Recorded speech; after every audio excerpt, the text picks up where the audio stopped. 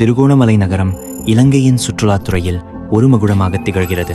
நீலக்கடல், வரலாற்று சிறப்புமிக்க இடங்கள் என உள்நாட்டு மற்றும் வெளிநாட்டு பயணிகளை ஈர்க்கும் இந்த நகரத்தை அழகுபடுத்த நகரசபை பல்வேறு முயற்சிகளை மேற்கொண்டு வருகின்ற போதிலும் நகரின் ஒரு முக்கிய பகுதி மட்டும் நீண்ட காலமாக புறக்கணிக்கப்பட்டு வருவது பெரும் கவலையை ஏற்படுத்தியுள்ளது.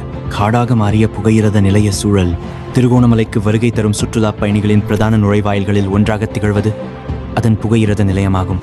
கட்டிடக்கலை ரீதியாக மிகவும் அழகான தோற்றத்தை கொண்ட இந்த நிலையத்தை சுற்றியுள்ள பகுதிகள் தற்போது முறையான பராமரிப்பின்றி காடு போல் காட்சியளிக்கின்றன. நீண்ட காலமாக துப்புரவு செய்யப்படாததனால் அங்கே செடி கொடிகள் வளர்ந்து பற்றை காடுகளாக மாறியுள்ளன. இது அந்த இடத்தின் அழகை கெடுப்பது மட்டுமன்றி பார்ப்பவர்களுக்கு ஒருவித அருவருப்பையும் அச்சத்தையும் ஏற்படுத்தும் வகையில் அமைந்துள்ளது. தற்போது ஏப்ரல் மாதம் என்பதால் வழமைக்கும் மாறாக அதிகளவிலான சுற்றுலா பயணிகள் திருகோணமலையை நோக்கி படையெடுத்து வருகின்றனர். இவ்வாறானதொரு காலப்பகுதியிலாவது இந்த இடத்தை புனரமைக்க அதிகாரிகள் நடவடிக்கை எடுத்திருக்க வேண்டும் என்பதே பொதுமக்களின் எதிர்பார்ப்பாக இருந்தது.